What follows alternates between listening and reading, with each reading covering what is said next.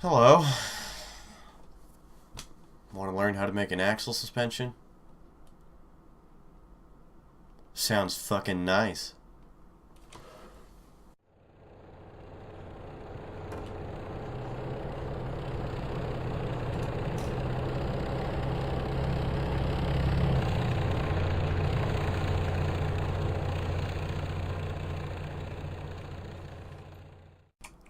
Alright, so basically spawn a plate. Doesn't really matter what plate. But it's best to always have a plate that is realistic with your collisions. Like, so as wide as your car body parent is and as long as it is, that way if you crash into something it actually crashes realistically. But the size of your plate doesn't really matter at all. But I'd prefer it to be a nice, realistic size. You know what, I'm just going to use this. If you don't have a car body yet, then just spawn one of these and use this as a size reference because these are realistic for size. I'm not going to do the as wide and as long thing because I'm on a time crunch, but just search plate and these things will come up.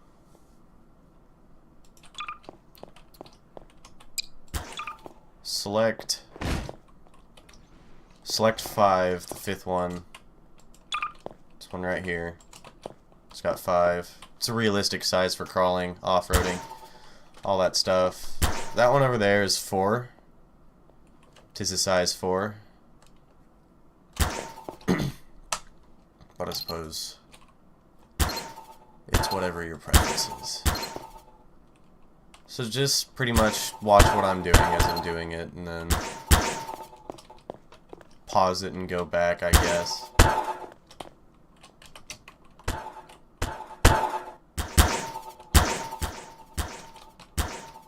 Alright, line your shit up with your wheels. You are going to want to lift it up a bit.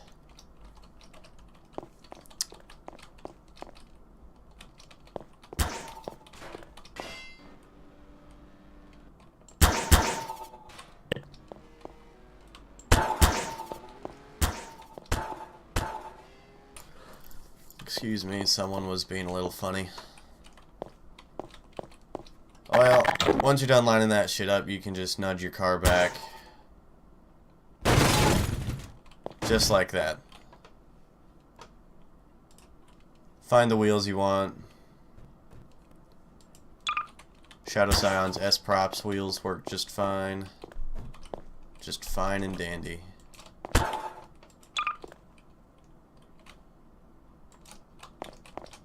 Excuse the lag, everyone's being a little fuck.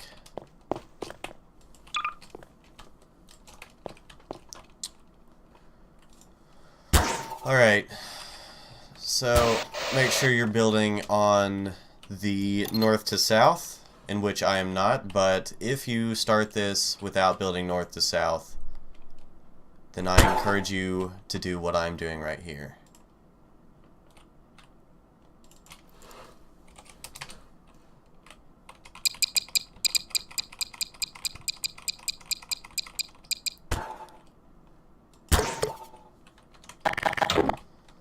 Exactly that. The reason it has to be north to south is because of ball sockets, shit like that. All that fun stuff. We're gonna go ahead and make this right here our front, facing this direction. So, the first thing we need to do is we need to axis the rear wheels to our rear axle. I'm not doing a dual steering setup, so we don't need to do any of that crazy shit. Oops. Oops. Alright. We're gonna want to precision axis that to our rear wheel.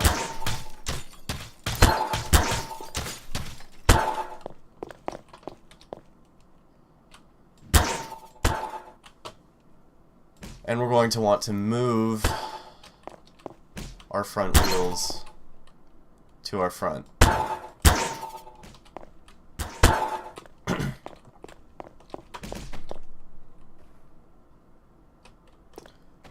For crawling, I would not recommend wheels this small, actually. I would probably use something bigger. Like those. And what we're going to want to do from there is make spherical all the wheels. Let's just make spherical all of them. And I do not know if that gets rid of the constraints. The older make spherical got completely rid of the constraints. Doesn't really matter if they're frozen or not right now, I don't think. Actually, it does, because we're going to nudge these bitches back after we ball socket center our front wheels to our axle.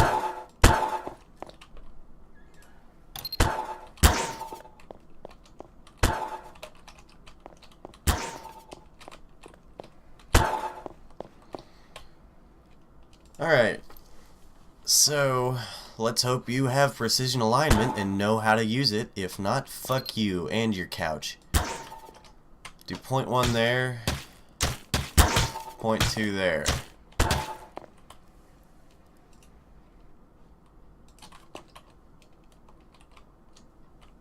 Point 0.3 there, 0.4.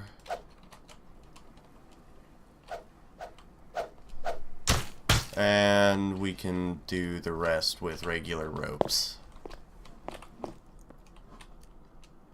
So, you go to constraints, you do 0.1 to 0.3,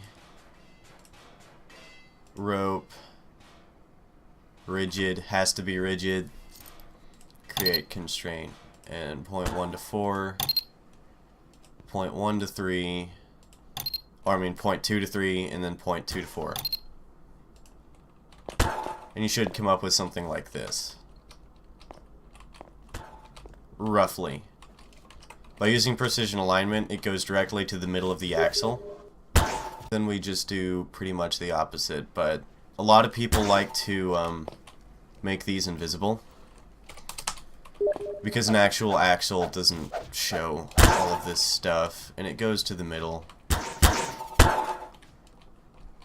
And that's the out, or part of it again.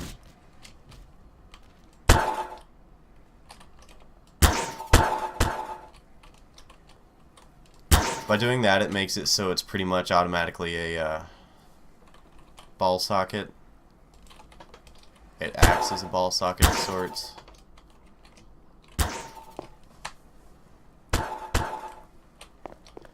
And if you don't know your axle to base ball socket or base to axle, then let's fuck around a bit. How about we spawn a basket and a bucket? If you ever need to figure out a ball socket, this is the way I do it. I spawn 2 random props, it doesn't matter what they are at all. A ball socket center one to the other. This is going to act as the axle in this case. And we go to ball socket advanced, and we just kind of fiddle dick around with these. Right now it appears this is the right one. So that is an X-lock and a Z-lock. You do that right there. And what that does is it makes it so it only spins on the Y-axis. Until it does that one thing, which it won't do right there. So, instead of 180, let's do something more realistic, like -45 and 45, because if we did an axle that had 180-degree flex on each one, then it would have 360-degree flex total for both axes. And it wouldn't really be very realistic, now would it?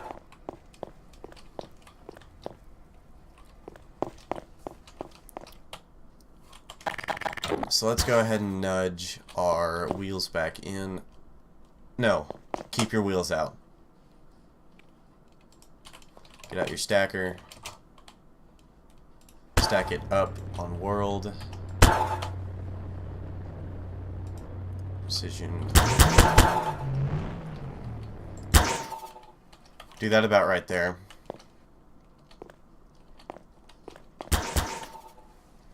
You are not going to weld it. Do not weld that. I know what you're thinking. Oh, we're just going to weld that there and do that. No, we're going to do some fancy precision alignment shit.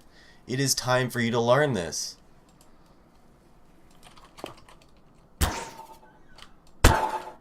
Point 1 there. Point 2 there. Notice how I'm numbering these. Point 3. Point 4. Whoops. Point 5. Point 6. Point 7, and then point 8. And then we're going to select the one that is connected to the ropes by right-clicking. It'll turn blue. And then you go to all of the even numbers. 2, you click attach. 4, attach. 6, attach. And then 8, attach. What happens then is it makes it so we can completely get rid of this, move it around, just do whatever the fuck we want. We could even remove it, and those points would still stay there. And they are attached to the blue prop right now. So you need to find any prop really you want to. I prefer using a toilet every time I make a suspension. So let me find a toilet real quick. I will leave you to find a prop. I'm not going to use a toilet this time because something is terribly wrong and Mr. White forgot to update the Counter-Strike or something. And I'm going to have a prop like this. Go to wire, hydraulics. We are not going to use elastics. The reason we're not using elastics is because we cannot change it on the fly. The constant and the damp need to be something we can change easily.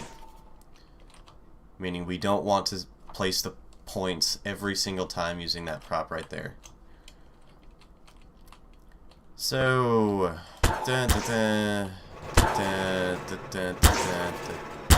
it doesn't matter where these hydraulics are placed. It just matters where the controllers are placed. That way you can easily tell which wheel it's for. Go to Tools, Precision Alignment again. Hold R. Then you go to Wire Hydraulic. This is where it gets fun. So you started here at 1 to 2, right? That corresponds with this controller right here. Select that controller. And then just do 1 to 2. Create your constraint. Hey look, your hydraulic is in mid-air. No way.